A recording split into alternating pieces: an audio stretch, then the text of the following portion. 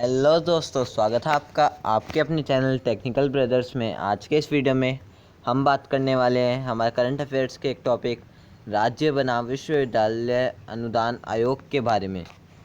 तो चलिए ज़्यादा टाइम वेस्ट ना करते हुए सीधा वीडियो की तरफ चलते हैं। वीडियो शुरू करने से पहले अगर आप हमारे चैनल पर नए हैं तो हमारे चैनल को लाइक से सब्सक्राइब करके बेल आइकन को प्रेस करना ना भूलें, ताकि हमारे हर वीडियो की अपडेट्स आपको सबसे पहले मिल सके। तो चलिए ज़्यादा टाइम वेस्ट ना करते हुए सीधा वीडियो की तरफ चलते हैं।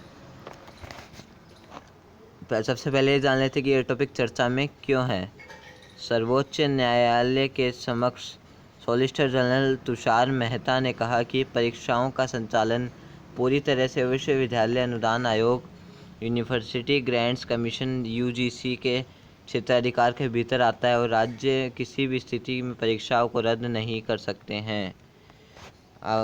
जान लेते हैं इसके कुछ मेन पॉइंट्स। इसके मेन पॉइंट्स क्या क्या हैं।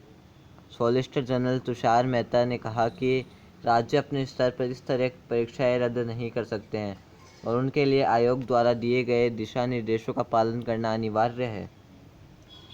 सेकंड पॉइंट, विश्वविद्यालय अनुदान आयोग के सर्वोच्च न्यायालय में कोविड-19 महामारी के बीच राज्य के विश्वविद्यालय की अंतिम वर्ष की परीक्षाओं को रद्द करने के दिल्ली और महाराष्ट्र सरकारों के निर्णय पर सवाल उठाते हुए कहा कि यह निर्णय नियमों के विरुद्ध है।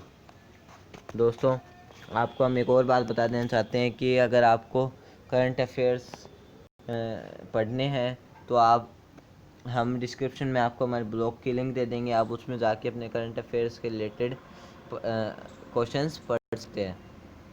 और दोस्तों, अगर आपको इसके साथ साथ क्रिकेट में भी इंटरेस्ट है तो हम आपको हमारे सेकंड ब्लॉग की भी लिंक दे देंगे, जिसमें आप वे क्रिकेट से जुड़े न्यू अपडेट्स की जानकारी ले सकते हैं।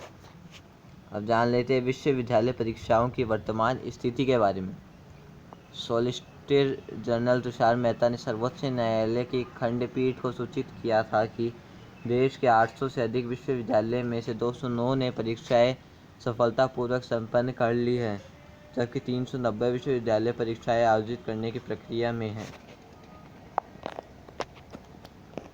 अब जान लेते हैं इसके विवाद के बारे में।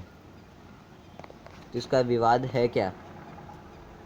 गौरतलब है कि सर्वोच्च न्यायालय में न्यायमूर्ति अशोक भूषण की अध्यक्षता वाली खंडपीठ देश भर के सभी विश्वविद्यालय और कॉलेजों के लिए 6 जुलाई 2020 को यूजीसी द्वारा जारी निर्देश को चुनौती देने वाली याचिकाओं पर सुनवाई कर रही है, जिसमें कोविड-19 महामारी के बीच 30 सितंबर तक अंतिम वर्ष की परीक्षाएं आयोजित करने का निर्देश दिया गया था। ध्यातव्य है कि 31 जुलाई 2020 को सर्वोच्च न्यायालय ने इस विषय पर कोई भी अंतरिम आदेश पारित करने से इनकार कर दिया था। बीते दिनों विश्वविद्यालय अनुदान आयोग यूजीसी ने इस संबंध में एक विशेषज्ञ समिति का गठन किया था। समिति में अपनी रिपोर्ट में कहा था कि अंतिम वर्ष की परीक्षाएं विश्वविद्यालय और संस्थाओं द्वारा सितंबर 2020 तक ऑफलाइन अथवा ऑनलाइन या मिश्रित ऑनलाइन और ऑफलाइन मोड में आयोजित की जाएगी।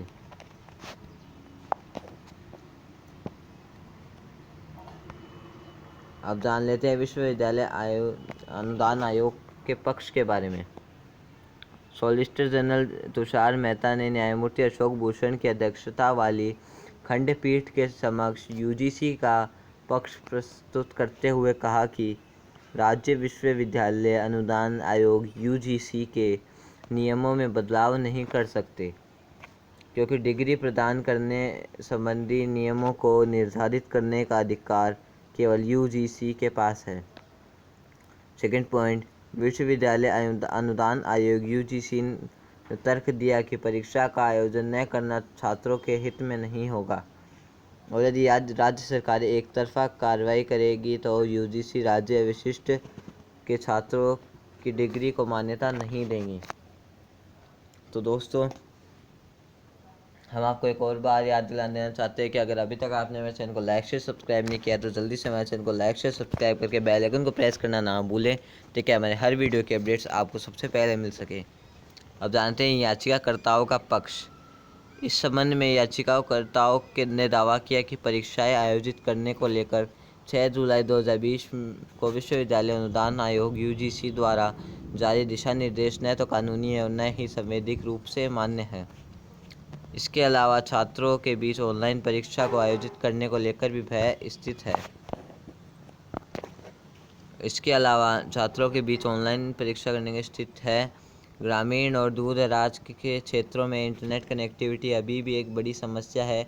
वर्तमान में इंटरनेट कनेक्टिविटी ऑनलाइन परीक्षा के संचालन की एक बड़ी चुनौती है। देश भर में कई छात्रों के पास इस विषय को लेकर भी ऑनलाइन परीक्षाओं का विरोध कर रहे हैं, क्योंकि परीक्षा में शामिल होने के लिए उनके पास आवश्यक संसाधन उपलब्ध नहीं है।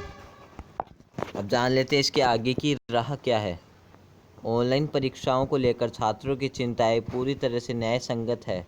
भारत आज भी इंटरनेट कनेक्टिविटी के मामले में तमाम तरह की चुनौतियों का सामना कर रहा है। हालांकि इस संबंध में विश्वविद्यालय अनुदान आयोग यूजीसी का तर्क भी सही है कि राज्य सरकारों को विश्वविद्यालय की परीक्षाओं के संबंध में किसी भी प्रकार का निर्णय लेने से पूर्व यूजीसी के साथ विचार विमर्श करना चाहिए, क्योंकि इस विषय को लेकर अंतिम निर्णय लेने का अधिकार यूजीसी के पास ही है। आवश्यक है कि राज्य सरकारें विद्यार्थियों की चिंताओं को विश्वविद्यालय अनुदान आयोग के समक्ष प्रस्तुत करें और यूजीसी इस विषय संबंधी कोई निर्णय लेने के पूर्व छात्रों की समस्याओं को संबोधित करने का प्रयास करें। तो दोस्तों, आज का ये वीडियो यहीं ख़त्म होता है। आपके वीडियो कैसा लगा? अगर अच्छा लगा तो हमें वीडियो को लाइक से सब्सक्राइब करके बेल आइकन को प्रेस करना ना भूलें, ताकि हमारी हर वीडियो की अपडेट्स आपको सबसे पहले मिल सके। तो दोस्तों, मिलते हैं नेक्स्ट वीडियो में। तब तक के लिए जय हिंद, जय भारत।